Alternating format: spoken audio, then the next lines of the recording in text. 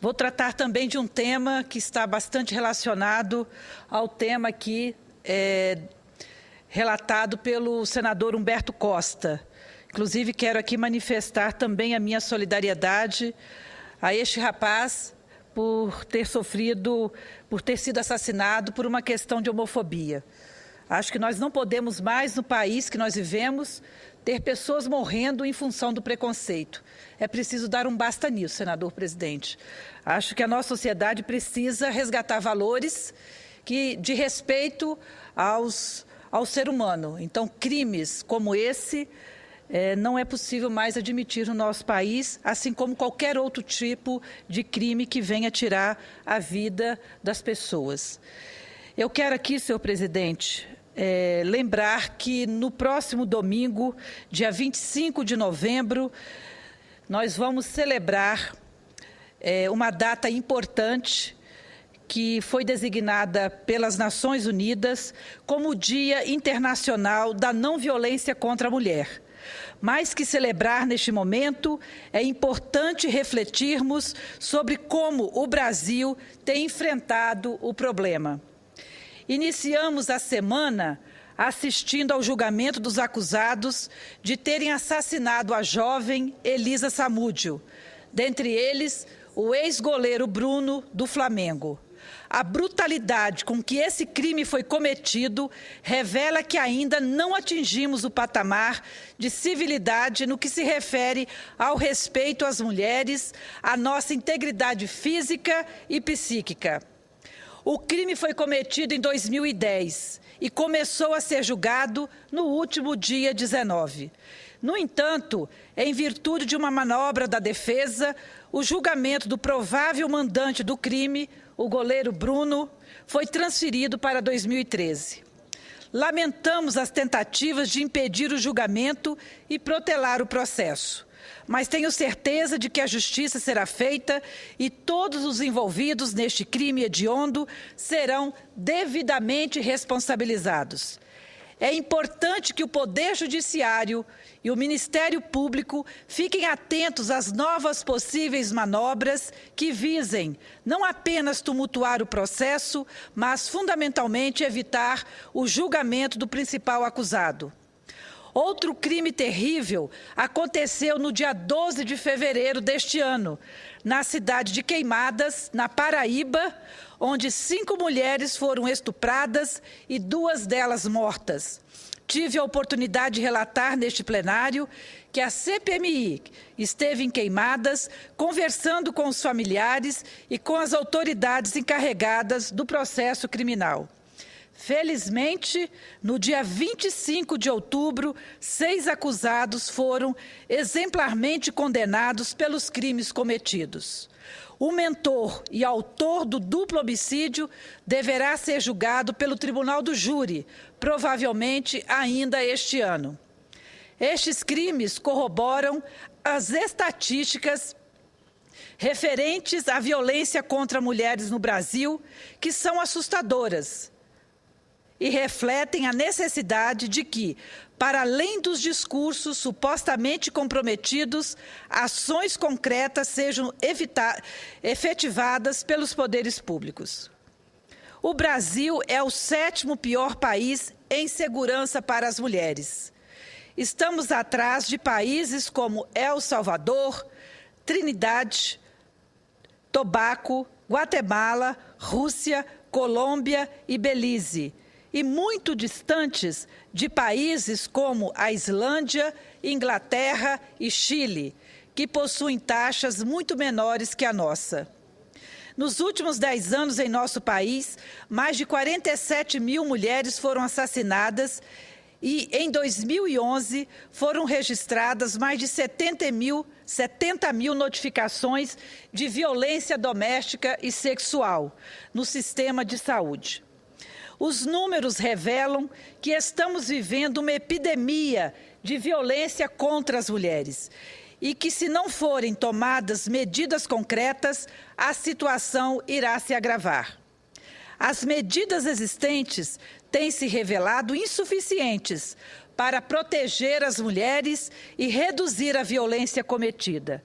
O Estado tem se mostrado negligente em enfrentar o problema, pois não só investe pouco, como não faz planificação estratégica de enfrentamento à violência contra as mulheres. Faltam medidas preventivas, mecanismos assistenciais e instrumentos de repressão adequados e eficazes. O Pacto Nacional pelo Enfrentamento à Violência contra a Mulher, da Secretaria de Políticas para as Mulheres da Presidência da República, assinado por todos os estados brasileiros, ainda, senador Sérgio Souza, ainda não conseguiu fazer com que os estados dirijam recursos especialmente destinados ao enfrentamento às violências contra as mulheres. Ou os estados se comprometem seriamente com o enfrentamento à violência contra as mulheres, ou serão, com certeza, cúmplices dos crimes cometidos pela sua omissão. Além disso, quero mencionar o abandono das populações indígenas, principalmente das mulheres indígenas, que sofrem violência dentro de suas comunidades. Os estados dizem que não podem ingressar, senhor presidente, nas comunidades porque a atribuição é federal. O estado de Mato Grosso do Sul tem esse problema, nós estivemos lá e o senhor pôde perceber isso.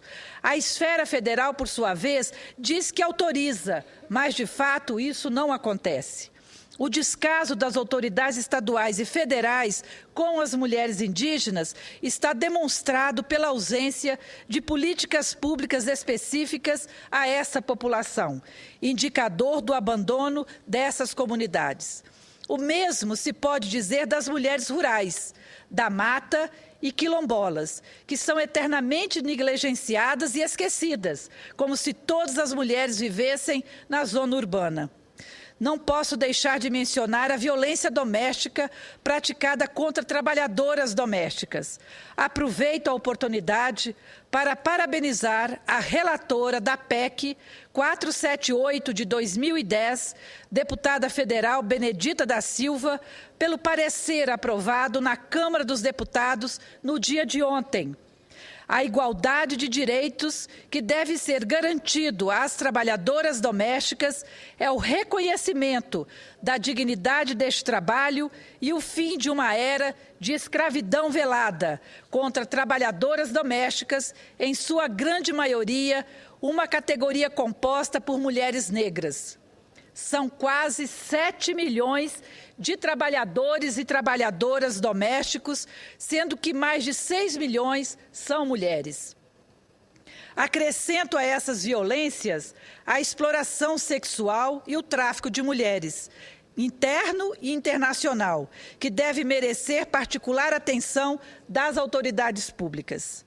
São inúmeras as violências sofridas pelas mulheres: física, psicológica, sexual, moral, patrimonial, e todas requerem atenção específica.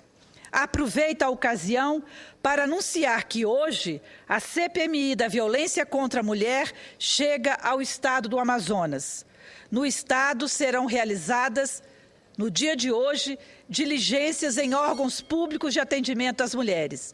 Amanhã, senhor presidente, acontecerá audiência pública.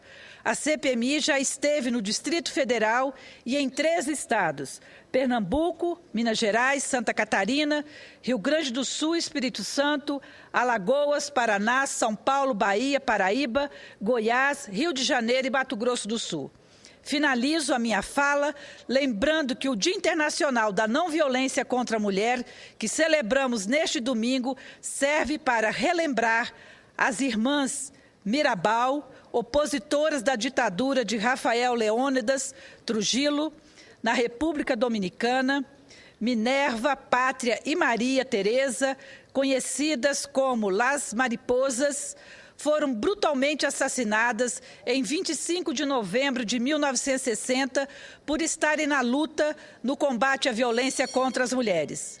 Destaco ainda que todo dia é dia de luta para reforçarmos as nossas trincheiras pela eliminação da cultura machista de nossa sociedade, que acaba por legitimar que mulheres sejam vítimas de agressões, de violações e, de certa forma, com a conivência da sociedade.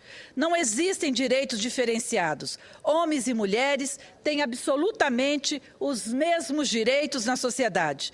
Ninguém tem o direito de maltratar o outro, a outra, geralmente, por nenhum motivo. Portanto, vamos exigir que se cumpra sempre os nossos direitos, que são absolutamente iguais.